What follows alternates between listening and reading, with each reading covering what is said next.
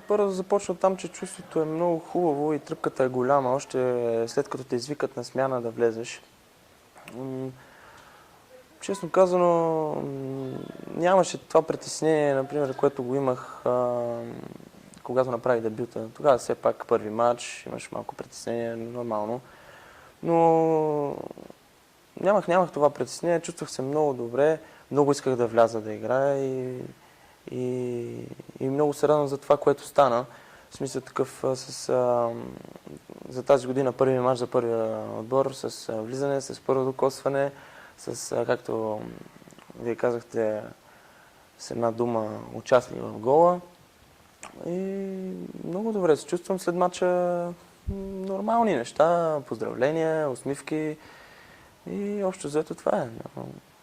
Съжаление, че топката срещна градата и отиде към честно казано съжалих, защото това ще да бъде един много хубав момент за мен.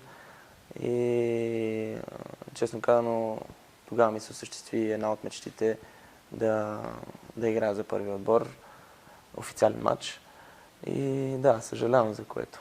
Много ми се искаше, но просто мал шанс. От тук нататък, колкото знам, ще бъдеш и част от разширената група поне с двобой срещу Черно море. Предполагам, това твое участие в последния двобой срещу Локомотив и играта, която показва, се дава допълнителна мотивация да покажете най-доброто от себе си. Не само тия, а останалите момчета, които Елин Топозаков, а и преди това Тони Здравков започна да внедрява в първият им. Да, допълнителна мотивация я има, нормално. В смисъл такъв, със всеки един изминал матч ние виждаме какво е и свикваме с този футбол, който искаме да играем. И да, чувствам се много добре и с нетърпение чакам матча да дойде и отново да ми се даде този момент, който мога да го използвам. И изключително много се радвам, че съм в разширения състав, също което е. Помагат ли опитните футболисти в Тимур, като Влади Гаджев, като разбира се Станислав Ангелов, Палето и всички останали, за колко се може по-бързо да се впишете в отбора? Помагате ли с наставление или извън това, което ви говорят, разбира се, старшина на Елин Топозаков и неговите помощници? Да, това е нормално. В смисъл, в тренировъчен процес, в мачове подсказват, дори някой път викат, което ние трябва да се радваме за това нещо, защото когато ти се карат и когато ти се обяснява нещо, ти трябва да се радваш, защото когато се мълчи или никой нищо не ти казва, тогава си объркан, не знаеш какво да правиш. А те са хора опитни, много опитни хора и знаят какво да ти кажат. Те са видяли много повече от нас, знаят къде трябва да застанеш, какво трябва да направиш в дадени моменти. И да, разбира се, аз съм нито имам проблеми с някой, нито имам забележки към някой, много съм доволен и въобще се чувствам много добре в обстановката. Цялостна ли е обстановката в съблеканата, имайки предвид изключително лошите мачове, които Левски записа до този момент, отпадането от Ботев Пловдив за купата и на практика шампионска титла, абсолютен мираж на този етап? Не мога да отрека, че обстановката не беше лоша, но това е част от футбола. В смисъл, нормално след отпадането от Иртиш за Лига Европа и отпадането от Ботев Пловдив за купата в съблекалната да има размерици и всякакви не скандали, но нещо нормално е това нещо в футбола. Но с течение на времето всичко се оправя. Ето сега с Луко Пловдив победата, преди това с Ботев Пловдив победата и надявам се до края всички мачове така да продължат. Какво промени Елин Топозаков за тези два мача? Ами нещо, което на мен ми прави впечатление е, че иска доста голяма агресивност да имаме към отборите, срещу които играеме, дълбоката преса в тяхната половина и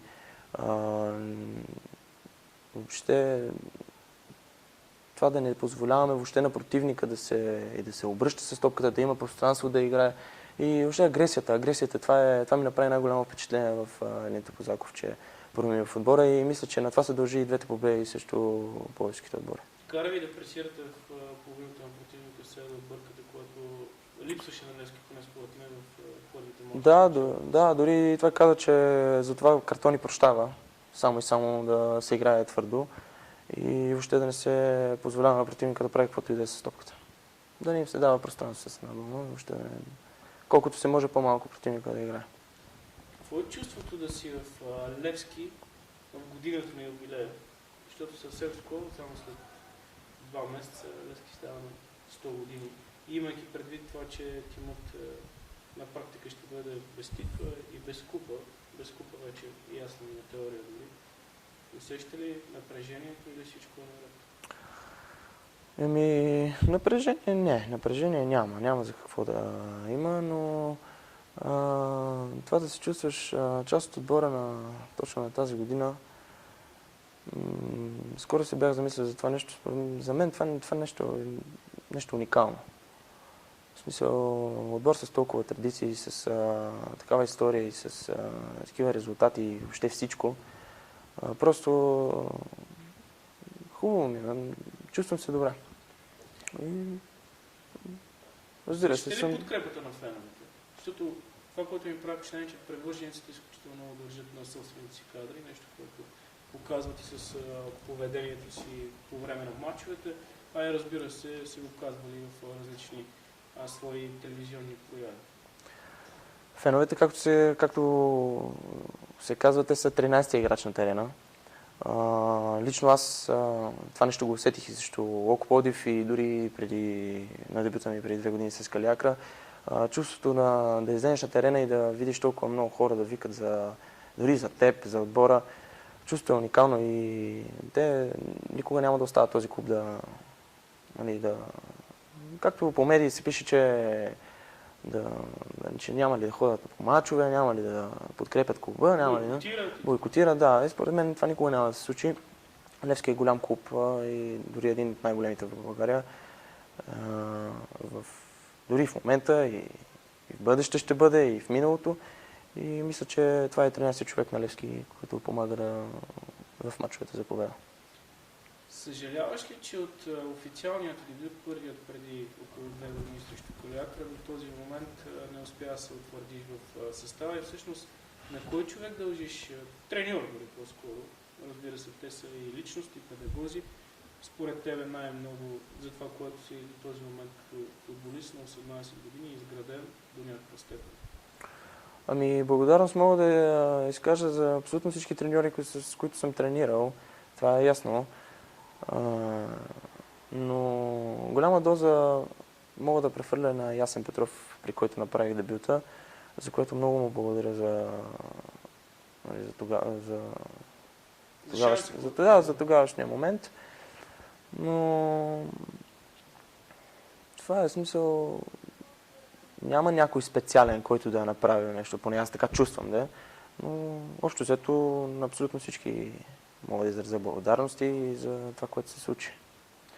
За това дали съжалявам, честно казано не, защото мисля, че всичко с времето си. Не може да в един момент да те пускат, след което в смисъл, има в живота има и падения, има и възходи, това вие го знаете. И нормално в футболист като мен, например, да има и възходи, и падения, явно тогава така се е получило. Няма за какво да съжалявам, при положение, че в момента имаме същото, давам и същия шанс и дори съм в разширения състав на Левски. Няма за какво да съжалявам и мисля, че тогава има време. Мисля, че има време и тогава съм бил на подрастваща възраст, така да го кажа. Да не пропускаме, че претърпя една изключително тежка травма, една от най-тежките в футбола. Всичко това, след като взе участие в един двубой срещу Славия в Овча купел, имаха намерение тогавашните ръководители и спортнически щаб да те използва. Последствие, може би ден по-късно на една тренировка се получи тази контузия. Замисля ли се върху тези неща, върху съдбата и трудностите и в футбола, и в личния живот? Какво е твоето отношение? Замислил съм се доста. Особено когато се случи това нещо с травмата. Защото когато се контузиш, ти колкото да искаш, няма как да играеш и остава само да лежиш и да почиваш и да мислиш какво ще стане, какво трябва да стане, какво трябва да правиш. Това беше много тежко и нормално на един футболист, когато е контузен и когато не играе, да му е тежко, да няма самочувствие за нищо и въобще всичко. Но аз съм такъв човек, че обичам футбола и когато стана това нещо, си бях казал, че каквото и да стане, аз никога няма да се откажа от това нещо. И дори не знам за следващата ми контузия, дали знаете, но тя стана след 2 месеца, след като се оправих и започнах, веднага започнах да играя. И след 2 месеца отново аз се контузих, отново щупих ръка и отново искам да отправя благодарности на моя брат, който беше на матча, след което влезе в линейката с мен и ми дъхва кураж за това нещо, което се случва. Просто той ми каза, че ако издържа и на това нещо, след време ще си говорим как нали, се е случвало това нещо и ще се смеем с една дума. И още тогава аз му казах, че заради моето семейство и заради това, че обичам футбол, аз никога няма да се предам и винаги ще продължа напред. Спомена твоето семейство. Може би много малко хора знаят, че ти изпрати една много неприятна, меко казано, 2013 година, съпътствана от контузиите, за които говорихме до този момент, включително и лични причини, като смъртта на баща ти. Колкото е изиграл решаваща роля в оформянето като личност и футболист, който и как се превъзмогва това? Превъзмогва ли си за това? За 2013 година явно нещата, които ми се случиха, само аз си ги знам. И това, което ти ми каза, че загубата за баща ми наистина е много тежко. Това е нещо крайно. Но в това да искаш нещо, да постигнеш нещо и да имаш дори мечта, мисля, че трябва винаги да се следва и трябва да си толкова доста силен и да имаш волята да го правиш. И наистина повлия ми това нещо, но аз гледах колкото се може по-бързо да изчистя главата от тези неща, въобще да не ги мисля. В смисъл това нещо няма как да не го мислиш. Но мисля, че това нещо отмина и това е в миналото. Не искам да се връщам за това нещо и въобще гледам да не го мисля.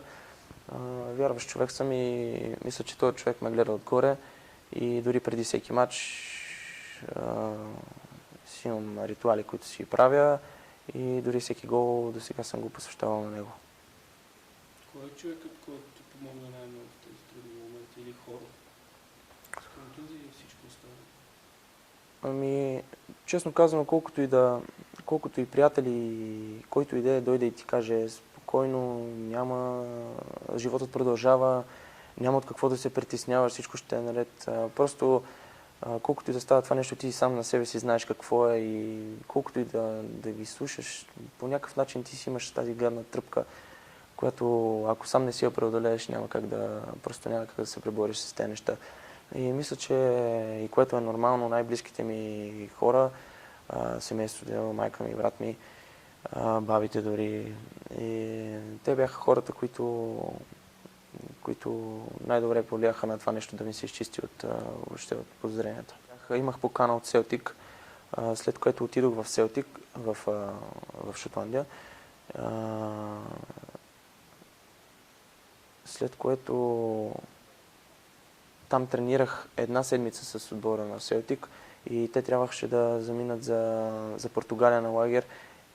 Бяха много доволни и след което бях препратен в отбора на Хартс, защото билетите ми бяха вече платени и аз нямаше какво да правя там толкова време. И да, мисля, че причината заради това да не отида в отбор като Блекбърн или в Селтик е недоразбирателство между двата клуба. За друго не мога да потвърда, не мога да кажа, аз това знам, това казвам. Колко време изкара в Блекбърн, колкото знам, записа дори двубой за отбора в втория сестър? Да, в Блекбърн бях 17 дни, пробен период в Англия. Дори записах 2 контроли. Едната с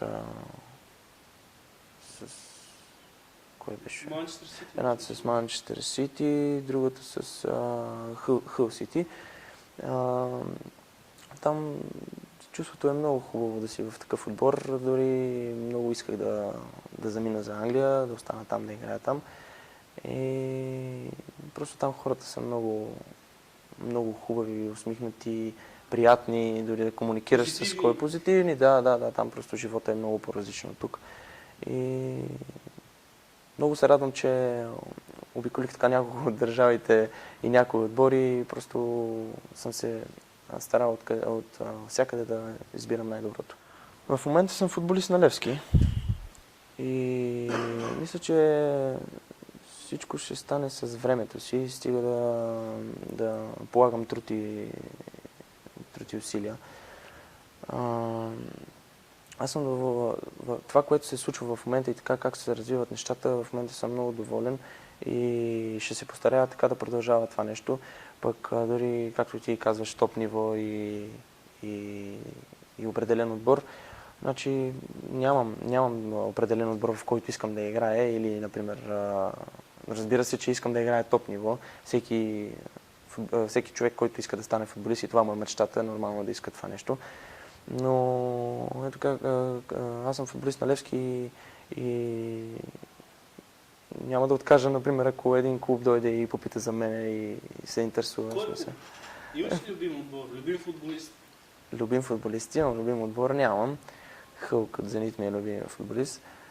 Нямам любим отбор и сега както ме питаш за любим кой отбор искам да играя, значи в който европейски отбор да отидеш да играеш, мисля, че е по-добре и че могат да се сбъднат истинските мечти, за които се боря цял живот за сега.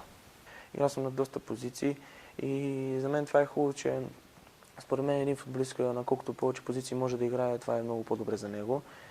И мисля, че и на върха на атаката също се чувствам добре. И дори в националния отбор ме използват и като десен външен бранител, така че за мен най-важното е да играя, а не на коя позиция да играя, но нека отговоря на въпросите. Най-удобната позиция ми е десен външен хъф. Ще водите ли Черно море в неделя? Това е нещо нормално, което трябва да се случи, ако ме питаш мен. Така трябва да бъде.